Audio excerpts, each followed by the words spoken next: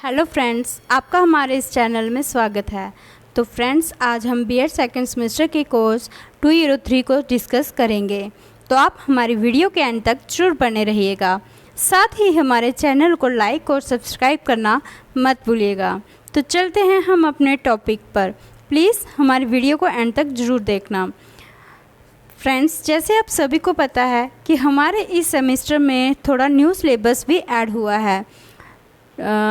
2021 से शायद new syllabus add हुआ है। तो चलिए स्टार्ट करते हैं। तो हमारा टॉपिक का नाम है एजुकेशनल टेक्नोलॉजी एंड आईसीटी। तो इसमें हम आज इसका कंसेप्ट करेंगे, डेफिनेशंस करेंगे, इसकी नीड्स करेंगे, स्कोप और फॉर्म्स ऑफ एजुकेशनल टेक्नोलॉजी के बारे में डिस्कस करेंगे। यानी कि शैक्षिक तकनीकी की अवधारणा, शैक्षिक तकनीक की ज़रूरत, शैक्षिक तकनीकी क्षेत्र, शैक्षिक प्रौद्योगिकीकरण के रूप में। तो फ्रेंड्स, चलिए अभी हम स्टार्ट करते हैं। शैक्षिक तकनीकी की अवधारणा। शैक्षिक तकनीक एक ऐसी प्रविधि का विज्ञान है जिसके द्वारा शिक्षा के उद्देश्यों को प्राप्त किया जा सकता है। यह उद्देश्यों को व्यवहारिक रूप में परिभाषित करने में सहायता करता है। यह एक ऐसा विज्ञान है जिसके आधार पर शिक्षा के विशिष्ट उद्देश्यों को अधिकतम प्राप्ति के लिए विभिन्न व्यूह रचनाओं का निर्धारण तथा विकास किया जा सकता है। आज के युग में मानव जीवन का प्रत्येक पक्ष वैज्ञानिक खोज तथा आविष्कारों से प्रभावित है। शिक्षा का क्षेत्र भी इसके प्रभाव से मुक्त नहीं रह सका है। Radio, tape recorder, television, projector, computer आदि का बढ़ता हुआ उपयोग शिक्षा को तकनीकी के निकट लाता जा रहा है। तकनीकी विज्ञान इतना समृद्ध और शक्तिशाली होता जा रहा है कि बिना इसके अध्ययन किए छात्र अध्यापकों का शिक्षण संबंधी ज्ञान या उनके परीक्षण तथा प्रशिक्षण में प्राप्त ज्ञान और कौशल अधूरे रह जाते हैं। शैक्षिक तकनीकी ने शिक्षा के क्षेत्र में पुरानी अवधारणाओं में आधुनिक संदर्भ के साथ अभूतपूर्व क्रांतिकारी परिवर्तन कर उन्हें एक नवीन स्वरूप प्रदान किया है। आगे शैक्षिक तकनीकी की परिभाषाएं।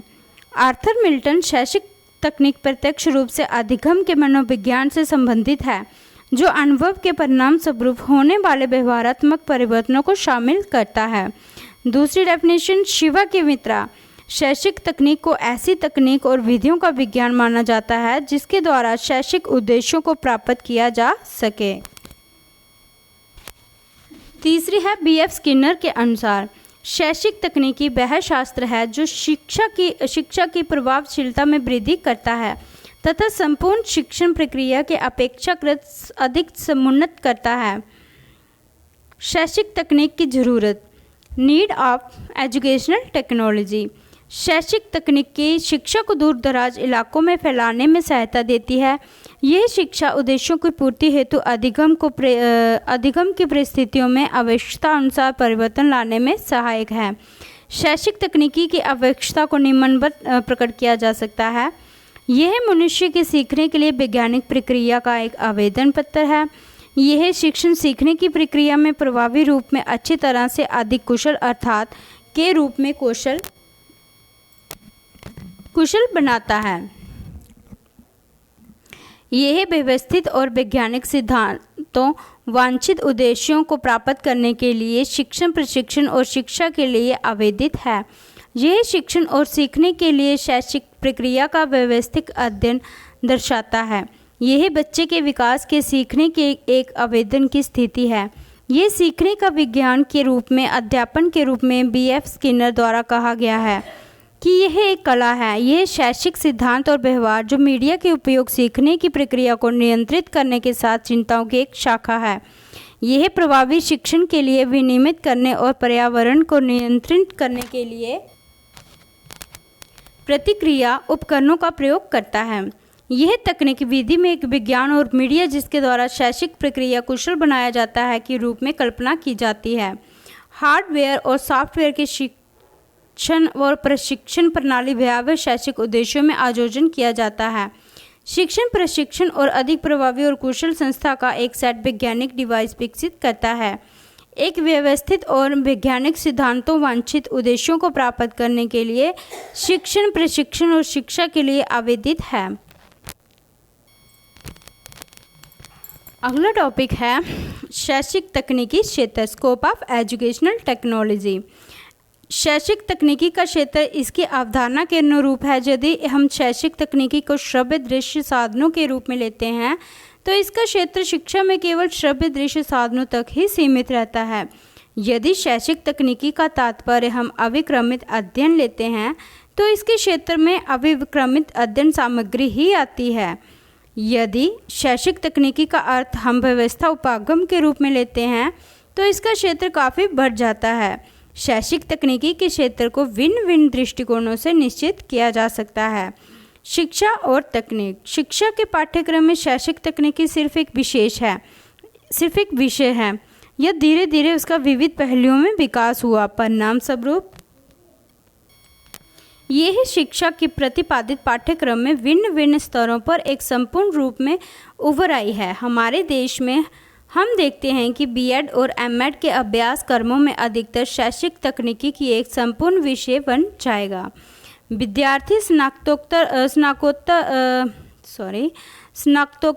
दर्जा या उच्चतर संशोधन जैसे आज से भी अधिक शैक्षिक तकनीकी में प्राप्त कर सकेंगे। इस तरह हम देखते हैं कि इस दृष्टिकोण से शैक्षिक तकनीकी सीमाओं को लांघ रही हैं। उसका विकास इस कारण असीमित हो रहा है। दूसरा है शैक्षिक तकनीकी के विभिन्न प्रकारों में झांकने से पता चलता है कि यह 3 वर्गों में बंट गया है। पहला सॉफ्टवेयर उपागम, हार्डवेयर उपागम और प्रणाली उपागम। सॉफ्टवेयर उपागम प्रणाली में संपूर्ण सोचने का क्रिया व्यवहारिक विज्ञान तथा अध्ययन का मनोविज्ञान से किसी भी सीमा तक लाभ उठा सकते हैं। हार्डवेयर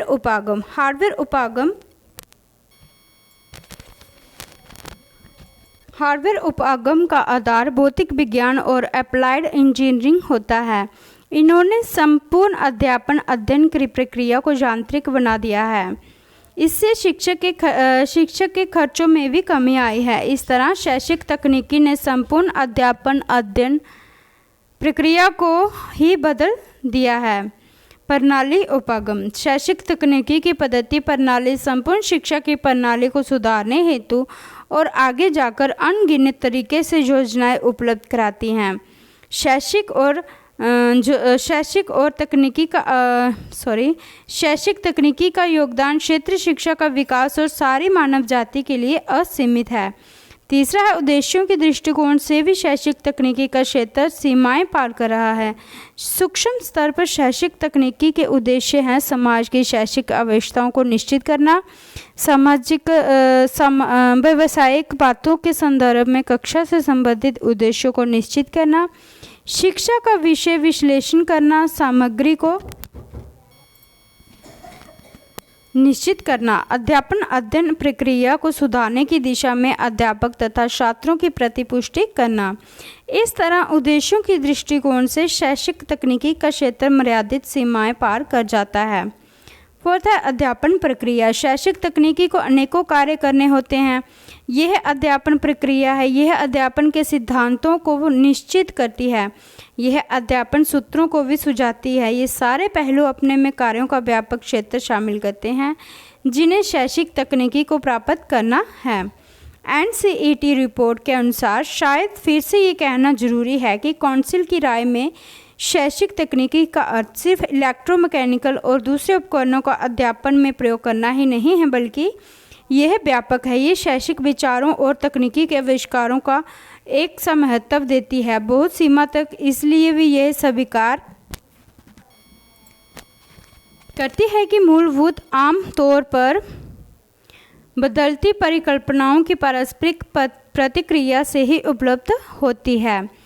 निष्कर्ष इस तरह हम देखते हैं कि शैक्षिक तकनीकी ने क्षेत्र के विविध क्षेत्रों में प्रवेश कर लिया है और लगभग हर पहलू में वह संपूर्ण अध्यापन अध्ययन की प्रक्रिया को सुधारने की दिशा में आश्चर्यजनक काम कर रहा है। विज्ञान, तकनीकी, व्यवहारिक, इंजीनियरिंग आदि क्षेत्रों में होने वाले अधिकाधिक संशोधन कार्यों में शिक्षा शास्त्रियों तथा विद्वानों की शैक्षिक तकनीकी को उपयोग में लाने के लिए अनेकों अवसर उपलब्ध कराए हैं। तो फ्रेंड्स अभी हमने ये किया है, इसका आप फ्लो चार्ट भी बना सकते हो। मैंने फ्लो चार्ट बनाया हुआ है बट इतना अच्छा नहीं, आप अच्छे से और अच्छे से बनाना। तो गाइस हमारा लास्ट टॉपिक ही रह गया है, शैक्षिक प्रौद्योगिकी के रूप में फॉर्म्स ऑफ एजुकेशनल टेक्नोलॉजी। वैज्ञानिक आविष्कार और तकनीकी विकास के मानव जीवन के चलने को प्रभावित किया है। वहाँ उद्योगों के क्षेत्र, रक्षा, व्यापार, प्रशासन आदि में तेजी से